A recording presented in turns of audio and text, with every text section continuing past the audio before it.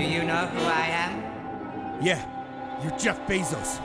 And you are Josh, former Amazon employee who suffered a workplace accident. You were wrong.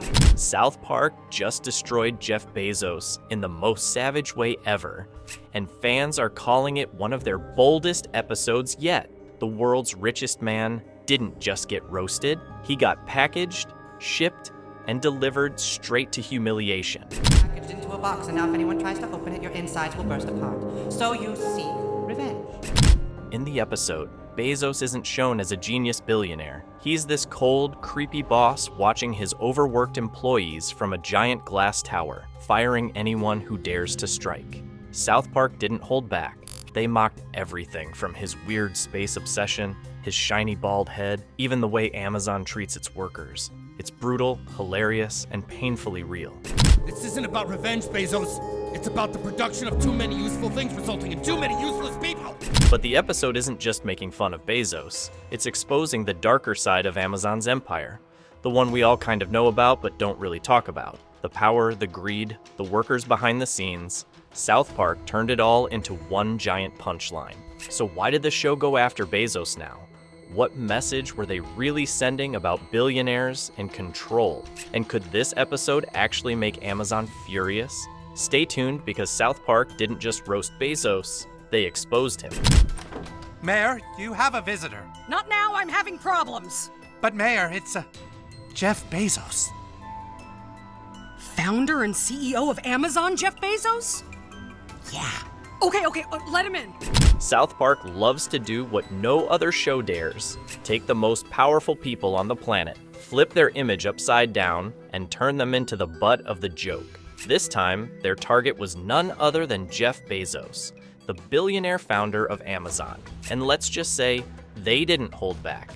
The entire episode was a wild mix of comedy, chaos, and truth bombs, showing Bezos not as the genius businessman everyone praises, but as a creepy, robotic symbol of greed and control. It's South Park at its best. Funny, ridiculous, and uncomfortably real.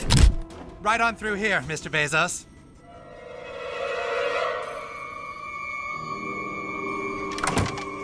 Mr. Bezos, how great to see you again! The first thing the show does is go straight for Bezos' appearance. In typical South Park fashion, they don't just draw him, they exaggerate him. He's shown as this alien-looking figure with a huge bald head, lifeless eyes, and this emotionless, robotic expression that makes him look more like a sci-fi villain than a human. It's hilarious, but also a clever jab at how disconnected these billionaires can seem from normal people. South Park's message is clear right from the start. Bezos isn't one of us anymore. He's someone so rich, so powerful, that he might as well live on another planet. But South Park being South Park, they don't stop there. They take that visual joke and connect it to something much bigger, how Bezos runs his empire. The show moves from mocking how he looks to tearing into what he does. They show the darker side of Amazon, the long hours, the impossible quotas, and how workers are treated like replaceable machines. One scene even shows a warehouse worker literally getting packaged into a box. It's completely over the top, but that's what makes it hit so hard. It's a funny way of showing how Amazon's workers are often treated like products instead of people. I wish I was doing better. Please, Mayor, have a seat. Oh, thank you. I guess you're here because of the strike? We had a deal, Mayor. You told me this town would be the perfect place for one of our fulfillment centers. And it has been. It gave so many people jobs, and I'm not really sure why everyone is so... Disgruntled, dissatisfied, unamused. In that scene, the worker, named Josh, ends up boxed by accident and becomes a symbol for everyone who's been chewed up and spat out by the system. Later in the episode, he confronts Bezos, now this powerful, godlike figure sitting high above the world. Bezos looks down coldly and says, "You are no longer necessary." It's a chilling line, but it sums up everything South Park is trying to say. These megacorporations care more about profits than people, and once you're no longer useful, you're out. Of course, South Park doesn't just attack Bezos' company, they go after him too. his ego becomes another running joke. He's shown as someone obsessed with control, expansion, and money, constantly chasing more even when he already has everything. The show paints him as the face of pure corporate greed, the kind of person who thinks he's saving the world but is really just making it worse. There's no subtlety here. South Park is calling out Bezos as a symbol of how far capitalism has gone off the rails. He's not the dreamer who built an online bookstore anymore. He's the villain running a global machine. Would you like to know why Amazon is so successful? Because the customer is all that matters. Now orders are going unfulfilled all over the state of Colorado. That makes us look very bad. It makes you look very bad.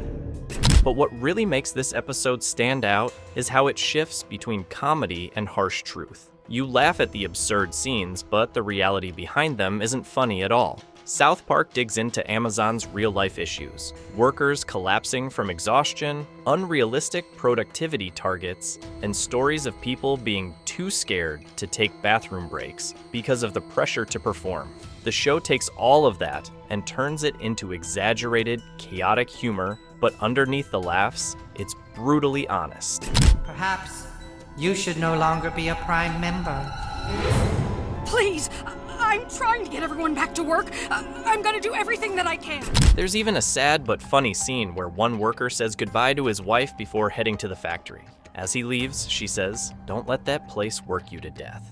Then the show cuts to this old-style song playing. You load 16 tons and what do you get? Another day, older and deeper in debt. It's dark humor that perfectly captures the exhaustion of modern labor. South Park uses these moments to remind viewers that behind every quick delivery and buy now button, there's someone breaking their back to make it happen.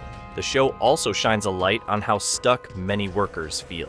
They can't easily leave because they depend on the very system that's wearing them down. There's this sad irony. Bezos' empire promises convenience and opportunity, but for the people inside it, it's anything but. And South Park exposes that with its signature mix of absurd comedy and truth-telling. What's clever is that the episode isn't just about Amazon or Bezos. It's about the bigger system we all live in. The show makes it clear that Bezos isn't the only villain here. He's just a product of a world that rewards greed. They even reference other tech billionaires who've been roasted before: Elon Musk, Mark Zuckerberg, and others who think they're changing the world, but often end up looking ridiculous. South Park treats them all the same: rich, powerful, and completely out of touch. Then we have an understanding.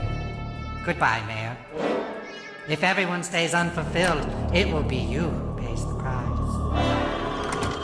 There's a quick flashback to when the show mocked Zuckerberg as a glitchy robot who couldn't stop talking about sharing, and another jab at Elon Musk, where he introduces yet another self-driving car and accidentally crashes it mid-speech. Back to Bezos, the show makes him the ultimate symbol of modern-day capitalism. Amazon is shown as this unstoppable machine swallowing up everything in its path. It's everywhere, controlling shopping, streaming, cloud storage, and even space travel. There's no escaping it. When towns try to push back, they're crushed. When workers protest, they're fired. It's exaggerated, but that's what makes it so effective. South Park takes what people already know about Amazon and blows it up to the point where it's both hilarious and horrifying. See how the box ridicules commercialism in order to try and feel better about itself. Damn you! You made everything nice and convenient, didn't you, Bezos? But humans are more than consumers. At one point, the show even turns philosophical. A character says, "The production of too many useful things results in too many useless people." It's one of those surprisingly deep South Park moments that hits hard because it's true. We've built a world where everything is fast, easy, and efficient, but at what cost? People are losing their jobs, burning out, and feeling like they don't matter. South Park uses its cartoon chaos to make that point in a way no serious show could. The episode also mocks how addicted people have become to Amazon. Characters in the town act like they can't live without it. One says, "I need my 2-day shipping," while another defends Bezos like he's a hero. It's ridiculous, but it mirrors how society really is. We all complain about Amazon's power, but most of us still use it every week. South Park throws that hypocrisy right in our faces and makes us laugh about it, even though it's uncomfortably true. Box that is the last last thing standing in the way of real economic progress for this town. What are you gonna do to me? I'm not going to do anything to you. Alexa, go ahead. Send them in. The funniest part, though, is how South Park manages to make Bezos' success look like a curse. He's shown sitting alone in his futuristic tower, staring at screens, totally detached from humanity. He's conquered everything, but he's empty inside. It's a subtle reminder that even with all his money and influence, he's still not happy because in the end, greed never stops. There's always another market to dominate, another rocket to launch, another record to break. And that endless hunger is exactly what South Park mocks so perfectly. Hello, children. Uncle Jeff has a surprise for you. Who wants a special present for the bike parade? Then comes the big message of the episode. South Park doesn't want you to just laugh at Bezos. They want you to think about what we've all allowed to happen. Every time we click Buy Now, we're part of the same system that turns workers into robots and billionaires into untouchable gods. It's not just about Bezos' greed. It's about our own dependence on convenience. We've traded our values for faster deliveries and lower prices, and South Park calls us out for it in the funniest way possible. By the end of the episode, Bezos has been humiliated, his company exposed, and his alien overlord image completely shattered. But instead of celebrating, South Park leaves us with a question. What happens next? Are we going to keep giving these tech giants all our money and power, or will we finally start paying attention to what's going on behind the curtain? Whoever opens the box gets what's inside. No, don't give in to your consumerism, kids! That's what makes this episode so brilliant. It's not just about Jeff Bezos being roasted, it's about us. It's about how easily we accept things as long as they make our lives easier. It's about how we ignore the human cost behind our comfort.